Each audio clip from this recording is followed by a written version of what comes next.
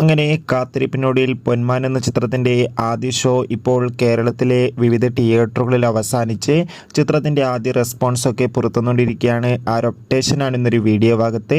വീഡിയോയിലേക്ക് മുൻപ് video like ചെയ്യുക, ചാനൽ സബ്സ്ക്രൈബ് ചെയ്യുക. ജനുവരി മാസം ഇനി അങ്ങോട്ട് ധാരാളം ചിത്രങ്ങൾ OTT റിലീസ് ചെയ്യും. ചാനൽ ഭാഗം പരിശോധിച്ചാൽ നിങ്ങൾക്ക് കാണാം.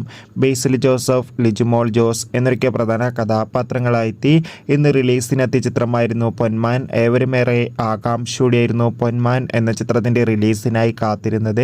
ഫൈനലി ചിത്രത്തിൻ്റെ ആദ്യ ഷോ ഇപ്പോൾ കേരളത്തിലെ വിവിധ തിയേറ്ററുകളിൽ അവസാനിക്കുമ്പോൾ ചിത്രത്തിന് മികച്ചൊരു പോസിറ്റീവ് റെസ്പോൺസ് തന്നെയാണ് പുറത്തുവന്നുകൊണ്ടിരിക്കുന്നത്. ചിത്രം കാണുന്ന സിനിമാ പ്രേമികളെല്ലാവരും ഒന്നടങ്കം പറയുകയാണ് പൊന്മാൻ എന്ന ചിത്രം ബേസിൽ ജോസഫിൻ്റെ മികച്ചൊരു ത്രില്ലർ ചിത്രമാണെന്നും ചിത്രത്തിൽ ബേസിൽ ജോസഫിൻ്റെ മികച്ച അഭിനയം, മികച്ച ആക്ഷൻ രംഗങ്ങളൊക്കെ കാണാൻ വേണ്ടി സാധിക്കുന്നുണ്ടെന്നും.